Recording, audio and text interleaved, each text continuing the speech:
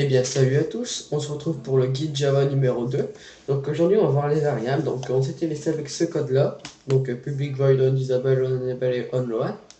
Donc ce qu'on va faire là, c'est que vous allez faire ça. C'est hop, cut.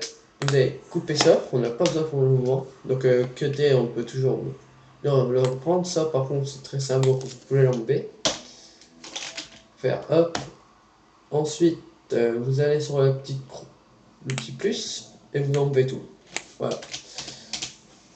Vous faites CTRL S. Maintenant, on va voir les variables, c'est-à-dire les chaînes de caractères, les numéros doubles, les booléens, et tout ça on va voir maintenant. Donc vous faites une classe principale, donc public statique, donc alors, ça ne bouge pas. Void main, non, main sans majuscule. Vous faites ça avec dedans vous mettez string, c'est-à-dire chaîne de caractères, décrocher args pour argument. Maintenant vous faites ça. Voilà. Donc maintenant, une fois que vous avez ça, vous allez recopier comme moi, mais pour l'instant je vous explique. Donc main c'est la fonction main. Public static void c'est pour définir une classe. Public définir une classe. Static qui ne peut pas être modifié. Et void pareil, c'est la classe. Donc voilà. Maintenant on va faire une, euh, une variable de type chaîne de caractères. Donc vous faites public statique string et on va non excusez-moi je me suis complètement trompé, vous mettez string tout seul, string chaîne est égal chaîne de caractères. Donc je vous explique tout ça. Hop, on ferme. Donc c'est normal que c'est souligné. Quand c'est souligné en jaune, c'est que ça va rien changer votre code, c'est juste que ça vous dit que c'est pas utilisé comme un mot. C'est vous qui avez créé en gros, voilà. C'est pas créé par défaut, donc ça veut dire une chaîne de caractères. Donc là on définit le nom, donc chaîne. On peut faire pareil, hein, on peut faire genre string arty égale ceci est pareil que au-dessus. Et vous fermez. Voilà. Et si on lance, vous voyez, on a bien OK. Dans la console, on n'a rien parce qu'on a oublié de faire un truc. Donc, on va le faire tout de suite. Système, qu'on a vu hier, .out, .print. Donc, quand il y a un truc comme ça, vous appuyez sur CTRL espace et vous aurez vraiment une multitude avec des pourcentages, mais bon, ça vous pacifier. Multitude de propositions. Donc nous, ici c'est println, mais on peut faire aussi print, mais si on fait print, on ne sautera jamais de ligne. Donc moi j'utilise toujours println, voilà. Et là vous mettez rien, vous mettez juste chaîne, pour dire qu'on va dire chaîne, voilà. C'est pour dire que dans la console on va sortir chaîne de caractères, et on peut aussi faire système .out.println,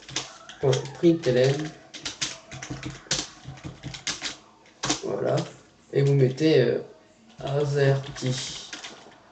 Hop, vous enregistrez, et vous, avec ça, avec le run, on lance la console, et puis voilà. Ceci pareil que au-dessus, et chaîne de caractères. Donc vous voyez qu'on l'a nommé comme on veut. Donc on supprime, parce que nous, on va pas en faire 30 000 non plus. Donc ensuite, pour la chaîne de caractères, c'est fait. Maintenant, on va faire une variable de type int, donc c'est-à-dire un numéro. Donc vous faites pareil, int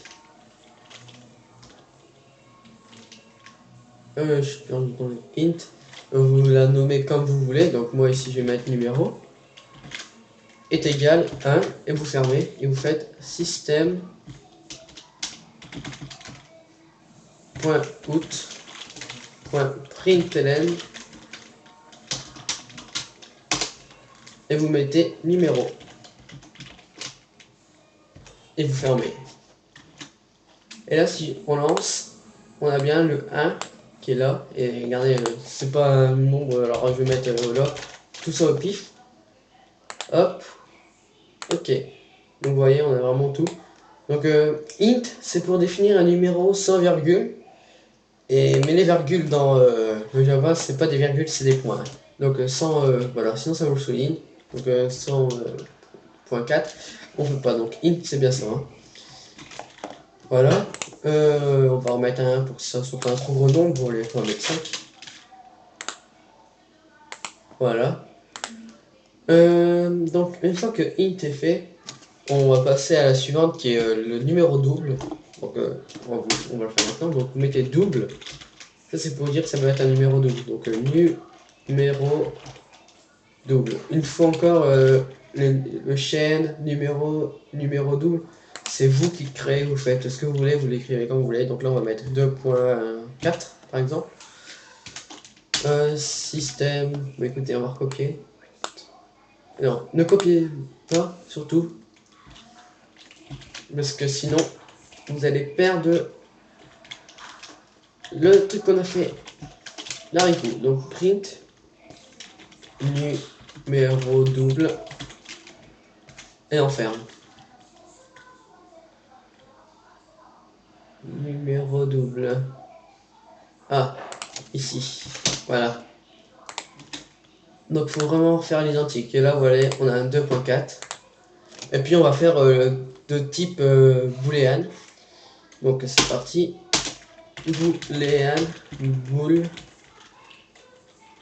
égale true.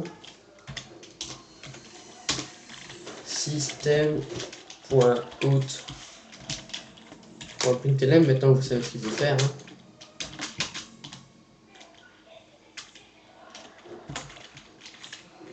Println, et là-dedans vous mettez bool. Vous enregistrez, vous lancez, et là on a bien le trou. En sachant que bool, je vous l'apprendrai plus tard. Là c'est vraiment les variables, et là si on met false, on enregistre, on a le false. Donc c'est pour sortir un truc dans la console system.out, et ça c'est les variables, donc on remet comme ça. Maintenant si vous voulez, bon, je vous explique, maintenant tout ce qu'on a fait, on ne pourra pas le récupérer en dessous. C'est-à-dire si on fait un code super long, et on devra le retaper à chaque fois. Et pour éviter ça, et ben c'est très très simple, vous enlevez, vous allez au-dessus de public static void main, vous allez au-dessus, et vous tapez public static, donc ça peut pas être modifié, public static string,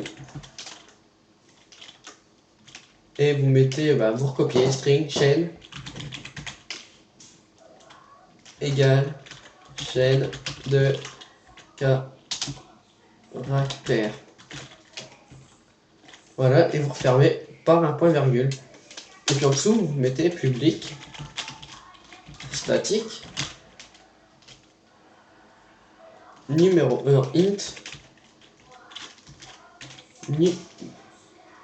numéro est égal à 5. Ou même vous pouvez le modifier, hein, mettez ce que vous voulez, tant qu'il n'y a pas de virgule. Donc ensuite vous mettez public statique, encore une fois, double maintenant. On fait la double, numéro double. Hop, collez bien parce que sinon vous allez avoir des problèmes. 2.4 public statique boolean bool est égal true. On ferme. Voilà, maintenant vous n'avez plus qu'à supprimer ça, le string chaîne machin. Pareil pour le in numéro. Pour ici. Pour ici. Et maintenant, si on lance, on va voir que ça marche. On a encore une fois tout. Ouais. Donc ça va nous permettre quand on les met à l'extérieur d'une classe, bah, d'un public, à l'intérieur d'une fonction, c'est-à-dire les fonctions, c'est ça. Hein. Hop. Voilà.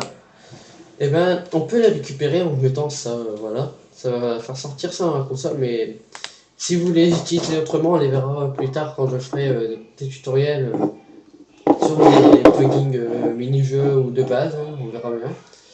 Pour l'instant, on est en guide Java, donc il faut suivre au jour même, ou plus tard même.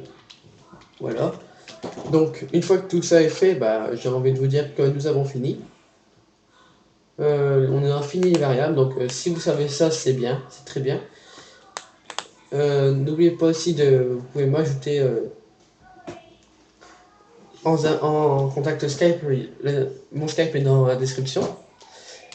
Et moi je vous dis à la prochaine, surtout, ah puis si vous voulez on peut remettre ça aussi, hein. Hop, voilà, ça ne changera strictement rien, on peut toujours faire hop, et voilà, c'était juste pour éviter d'avoir trop, donc ou alors au pire vous faites ça, hop, et puis voilà. Donc merci d'avoir regardé la vidéo, n'hésitez pas à aimer si vous aimez bien ce cours. Si vous voulez que je m'améliore à des endroits, vous pouvez me le dire dans les commentaires. Et vous abonner à ma chaîne, ça fera très plaisir. Sur ce, je vous dis à la prochaine. Amusez-vous bien et puis ciao.